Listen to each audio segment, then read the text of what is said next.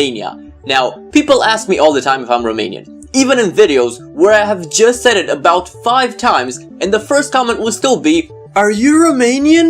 So I'm gonna try settling this once and for all by saying that yes, I am 100% Romanian, but I know that for sure these comments will still come. But now, let's get into the actual squad. In goal, we have Costel Pantilimon that was actually just released by Manchester City and signed for free by Sunderland.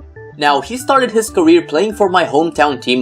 He went on loan to Manchester City to cover for Joe Hart after Shay Given left, and they eventually just ended up buying him. As far as FIFA goes, I'm really curious to see about this guy because I used him last year and people were saying that he's the best silver goalkeeper in the game, and if he was the best, I really wouldn't want to use the worst because Pantilimon last year for me was just awful. He had no reflexes to save anything. The only shots that he would stop would be those targeted right at him, and even then he wouldn't even catch him. The only thing he did have going for him is that he's so tall that it's almost impossible to chip him. So he was really bad last year, and I'll let you know what I think of him this year later on. Now the first defender we have is Cristian Chivu, the Romanian captain, an underrated footballing legend and an amazing human being. Most people will probably know him for the helmet that he wears every match. What happened is that he hit heads with an opposing player. He was stretchered off the pitch and was in surgery for 2 hours for fractured skull. He got completely cleared and didn't even have to miss that much action, but he did have to wear the protective helmet for the rest of his career.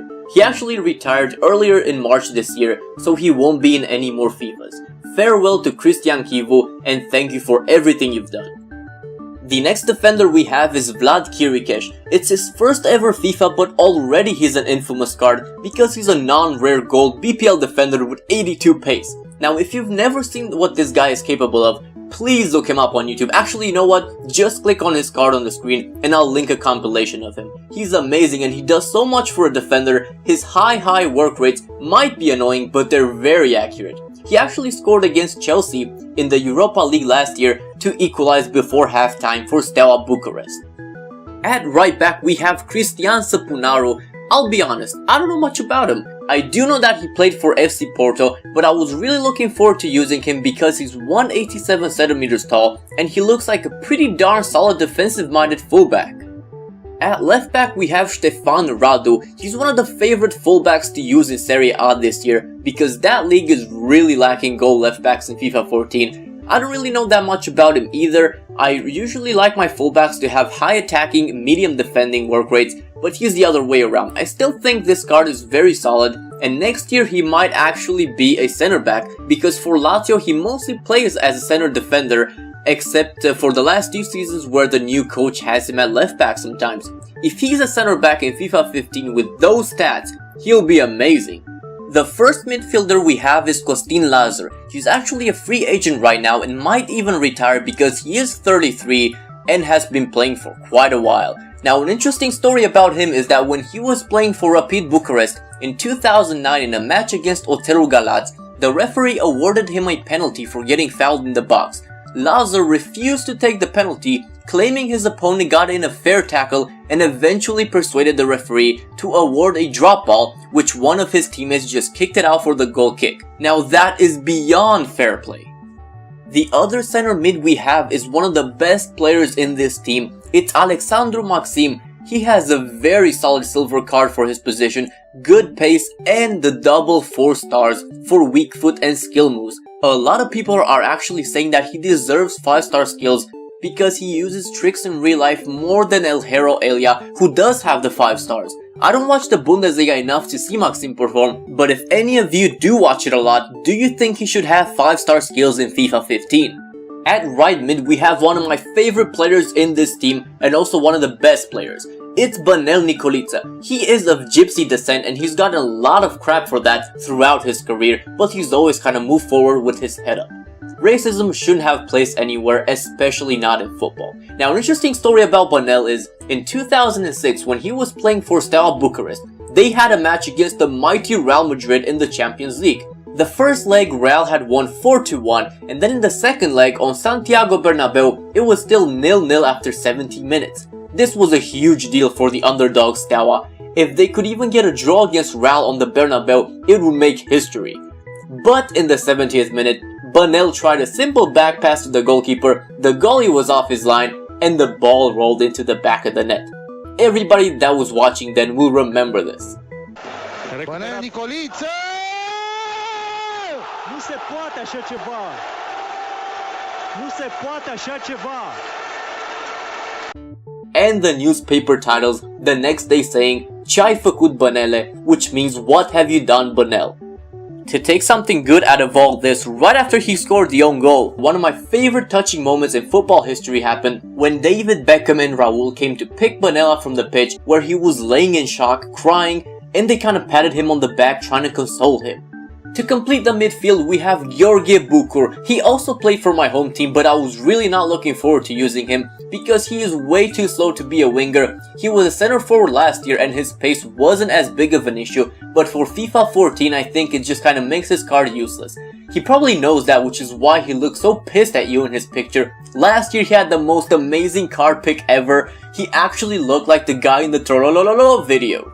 The first striker spot is occupied by Raul Rusescu. He actually has an inform this year, but unfortunately I have to use his regular card because some douchebag price locked his inform at 15 million coins by now. He'll probably not be in the game next year because his card is at Braga this year, but he was on loan from Sevilla and at the moment he's loaned again to Steaua Bucharest. Now to complete the team and my attack, who should I choose? I would really like to use the legendary striker Adrian Mutu, but unfortunately because he's had a little bit of a sniffing problem when he was playing for Chelsea many years ago, and FIFA, the federation, not the video game, banned the use of his trademark, which is why he'll never be in a FIFA game after that, but under the fictitious name of Andrei Murgu and not at all in Ultimate Team. So if I can't use Mutu, I should definitely go for Ciprian Marica.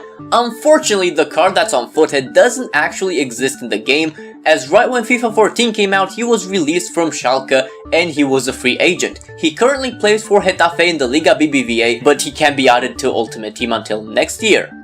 So if I can't use Mutu or Marica, who did I actually go with? It's going to be Yanis Ziku. Now why the hell would I pick this card over so many others? Is it because he also started his career from my hometown? Is it because he's married to this crazy hot chick that obviously loves him for his personality, not money and fame? No, it's none of that. So why would I pick him? He has dreadful stats for striker. Why would I pick this crappy bronze card up front? Well, check it out. That's right. He's the only bronze 5-star skiller in FIFA 14 and he happens to be a Romanian. Now please ignore the fact that I paid 1 million coins for him because he's such a rare card that some dick price locked him for at least 1 million coins. But I'm kinda looking forward to using him. It's always fun to have a 5-star skiller in your team. The team wouldn't be complete without a Romanian manager to keep the boys on track. I went with Dan Petrescu.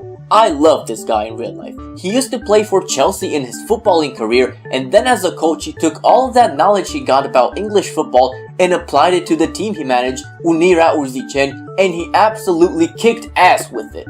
But that's the actual team right there, and now instead of just showing you highlights of random goals I scored with this team, I'm gonna do something different. I played best out of 3 against my friend and we both are using a team of our nationality. So I was Romania and he was Israel. Let's see how my compatriots do. So the first chance here, it's Ziku with those skills to pay the Romanian bills, and he's inside the box, but his stats are crap and they do feel like crap. However, Maxim here with the ball roll drag back, he takes the shot, it goes in off the post. I'm telling you, Maxim is an amazing card. And my friend does have a counter here and he's going to finish it one-on-one with the goalkeeper to get back in this match in the 70th minute, and he tells me to calm down. He then has a free kick and he actually hits the post. Apparently one of his players has 87 free kick accuracy, but almost the 90th minute from that counter attack we actually headed in with Raul Rusescu. He's not in form, but he will do, and we actually win this match 2-1, and it's only by 1 goal. We definitely outperformed his squad, but we need to see what's up in this second match. So we start our fresh. I have a ball here to Bucur. Bucur, he doesn't have the pace, but he has the touch and he has the finish to put us 1-0 in front. And then Raul Rusescu with an amazing outside of the foot shot he makes it 2-0 in only the 20th minute. And we are not done there because Nikolica Banelli is on the ball. He beats one player, he beats the second player, he beats the third player, and he finishes off in style. Ce-ai făcut, Banele? What a beautiful goal from Banel Nikolica. And if things stay the way they are, we are not going to need a third match. My friend does get one goal back via a rebound after the good save from Pantilimon. And then he has a corner and he heads it in at the near post with, I'm not even going to try to pronounce that. And then my defense is uncovered, he passes it across, and just like that, I've lost a 3-0 lead, and it's 3-3 now. And we actually have another chance here. Look at this one. This is amazing. Double save from Pantilimon. It does end up being offside, but Pantilimon this year is absolutely amazing. And we go into penalties. First penalty, he saves it. Second penalty, I save his. And we continue on the penalty. Rusescu is going to put that in the middle of the goal. And then he has a penalty. I position myself well, but I cannot save it. And then Bukur almost gets his save, but gets very lucky there with the penalty. Then he has a penalty. That's a world-class execution. No keeper is going to save that. Maxim here, he's yellow carded, but he puts it in the back of the net, sends the keeper the wrong way. My friend's penalty, I actually save it, which means if I score this penalty, I'm going to win. And I put it down the middle like a noob, and he actually saves it. And then he converts his penalty, and we start off basically from scratch. Whoever is going to miss is probably going to lose. Nikolica, world-class penalty again. He has a penalty here, and I actually didn't even move. And now Radu gets saved, which means if my friend puts this one in the back of the net, he wins, and he does. And we've lost. We've lost this match. We were 3-0 up, and we actually pretty much got complacent. I'm not blaming anything other than myself. So we have the decider here, the third and final match, and this was a lot more straightforward. But then Nikolica crosses it, Maxim heads it in the back of the net at the far post in the 56th minute. And we are 1-0 in front. We then have a corner, and Kirikesh actually heads it in. He jumps over everybody, and Vlad Kirikesh gets a goal. And then later on, in the 70th minute, Vlad Kirikesh heads it in again to make it 3-0. And this time, we're not going to lose that lead. So I think my friend felt a little bit robbed. I mean, nobody likes to lose to 3-headed goals, but we will see in the stats that I actually dominated that match and deserved the win. So that's been this video, guys. Hope you enjoyed. Leave a like if you did. I've been Shay. Thank you for watching. Goodbye.